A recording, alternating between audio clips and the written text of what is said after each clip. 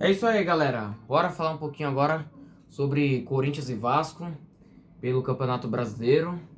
Corinthians precisa retomar o caminho das vitórias na competição, até porque atualmente está na zona de rebaixamento.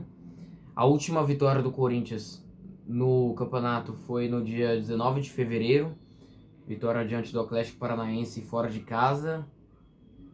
Corinthians que, além de estar na zona de rebaixamento, ainda tem o pior ataque da competição, com 8 gols feitos em 12 jogos.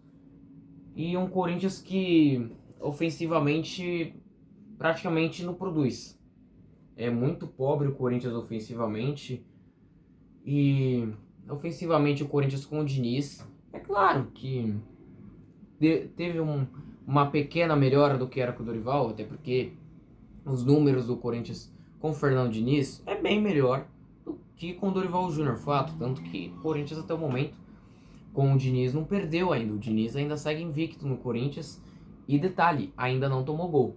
Mas se você for analisar os números do Corinthians ofensivamente falando, tá, beleza, o Corinthians vence o Platense na estreia da Libertadores por 2-0 com 2 gols no segundo tempo. No primeiro tempo cria somente uma chance. Contra o Palmeiras faz um péssimo primeiro tempo. Teve a chance do jogo com o Yuri, que ele acabou desperdiçando. Mas um empate contra o Palmeiras que dá até para relevar, até principalmente pela circunstância da partida. Um Corinthians que terminou o jogo com 9 e o Palmeiras terminou o jogo com 11. E mesmo assim o Corinthians não saiu derrotado. Aí um Corinthians que venceu o Santa Fé com 2 gols de bola parada. Nada mais. Contra o Vitória não deu um chute ao gol. E contra o Barra agora na Copa do Brasil, apesar de também ter saído com a vantagem no jogo de ida, um Corinthians que fez o gol só e mais nada. Então falta mais do Corinthians ofensivamente falando. Um Corinthians que ainda ofensivamente não produz, cara, praticamente nada, sabe? Mas que defensivamente o Corinthians melhorou demais com o Diniz. Isso é fato, cara. É só você ver os números. Os números falam por si só. O Corinthians ainda não sabe o que é tomar gols com o Fernando Diniz. Vai tomar gol amanhã? Não sei, cara. Se vai tomar gol amanhã, quinta-feira contra o Penharol, não sei. Se você, o Corinthians não sabe ainda o que é tomar gol com o Fernando Diniz no comando, velho. E isso é muito bom. E eu ainda no Corinthians, eu ainda tô sentindo o corpo do Dorival na beira do campo. Tô sentindo o pé do Dorival ali na área técnica. Por quê? É um Corinthians que ofensivamente não tem criatividade, mas que defensivamente vai bem. Até porque o Diniz ele não teve tempo ainda para mostrar o seu estilo de jogo. O Diniz ele vai ter tempo para implementar, para se adaptar, para de fato conhecer o elenco na parada para a Copa do Mundo. Portanto, torcedores, vocês que ainda não viram aquela saída de bola do Diniz, de Hugo Souza tocar para o Mateuzinho, de Mateuzinho tocar para Gabriel Polissa, de Gabriel Polissa para Gustavo Henrique, de Gustavo Henrique para Bidu e assim por diante, calma. Vocês vão ver isso depois da parada para a Copa do Mundo, tá? Quando o Diniz de fato conhecer o elenco, quando ele se adaptar ao clube, aí sim vai ser de fato teste para cardíaco, tá? Portanto, o Dorival ainda, o estilo de jogo do Dorival Júnior ainda está no Corinthians, tá certo? Bom, agora vamos falar do jogo em si. Corinthians não vai ter, pro jogo de amanhã, não vai ter o Hugo Souza, suspenso. Mateuzinho, também suspenso. João Pedro Choca, lesionado. O Charles, lesionado também. O Hugo Farias, lateral esquerdo, lesionado também. Memphis Depay e Guinegão. Tá. Provável Corinthians. Cauê no gol deve ter uma sequência. Gosto do Cauê, viu, cara?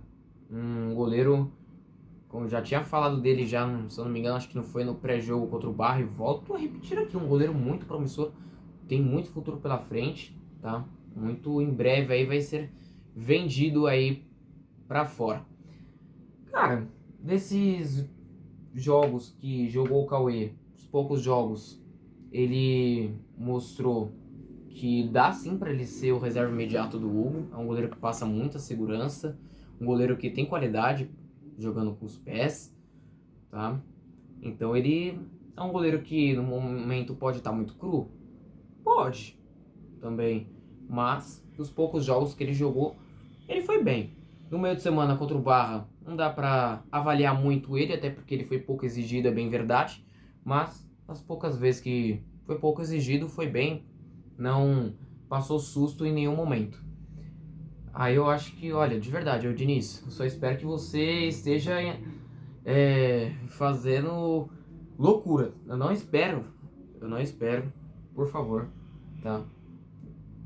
Eu espero. Ô, caramba, velho. A osso hoje, hein?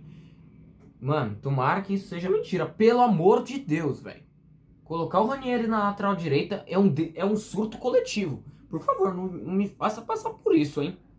Dupla de zaga, Gabriel Paulista, Gustavo Henrique. Bidu na esquerda. Meio de campo com Alan. André volta de suspensão.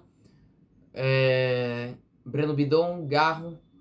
Lá na frente, a dupla de ataque com Vitinho e Yuri Alberto, tá? Bom, a respeito, tá aí a escalação, só discordo de Ranieri na lateral direita. Não existe você colocar o Ranieri na lateral direita. Ranieri não presta nem jogando a posição dele, que é volante, e vai colocar o cara para jogar de lateral direito, sendo que você tem na reserva um Pedro Milans, que é o lateral direito de origem. Ah, mas o Pedro Milans, ele é ruim, que não sei o que. Cara, eu prefiro o Pedro Milans jogando, que pelo menos ele é um lateral direito de fato de origem da posição, do que o Ranieri improvisado, velho. Por favor, mano. Me ajuda aí, professor. Tá legal? E o Vitinho, que... Ô, Diniz, não me faça passar por isso, não, mano. Pô, os jogos que o Vitinho teve aí, já deu pra ver que ele não é jogador pra Corinthians, mano.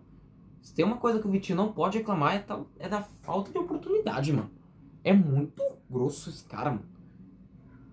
Tá? Não coloca o Vitinho, Diniz. Esse sujeito não é jogador de futebol, tá? Coloca o Lingard, dá uma sequência pro Lingard, que não acho que o Lingard fez um jogo ruim, foi discreto no jogo do meio de semana, como muitos estão achando aí, tá? Fez o gol da vitória, o gol que definiu o confronto, o gol que fez com que o Corinthians saísse na frente no confronto de 180 minutos, e de fato tem que ser valorizado esse gol. Dá uma sequência pro cara, mano. Sei lá, daqui a pouco você também pode colocar o Caio César. Daqui a pouco você também passa a ter mais chance pro Dieguinho também. Utiliza jogadores que de fato queiram estar ali. Agora o Vitinho, meu amigo, é uma preguiça, caramba, velho. Ah, nem parece. Parece que ele entrou em campo de pijama, pô. Tá? E palpite aqui. Jogo em casa contra o Vasco. Não vai ser fácil, fato. Mas todo mundo sabe que o Vasco, historicamente, recentemente falando, é um freguês histórico, se pá, a maior freguesia interestadual do país. Portanto, vitória de certa forma tranquila do Corinthians. Amanhã, 2-0 Corinthians amanhã, com direito a nó tático de dinizismo em Renato Gaúcho. Deixa o like, comenta sua opinião aqui embaixo nos comentários. Se inscreve no canal se você ainda não é inscrito. É de graça, não custa nada, só vai apertar ali o botão, colocar ali no botão ali de inscrever-se. Pronto, você já vai ter inscrito já no canal do Corintiano e você já vai ficar sabendo de tudo aqui que eu falar aqui sobre o Corinthians e ativa o seu sininho das notificações para que você não possa perder nada sobre o conteúdo. Falou, até a próxima e eu volto ainda amanhã para fazer o pós-jogo. Fui!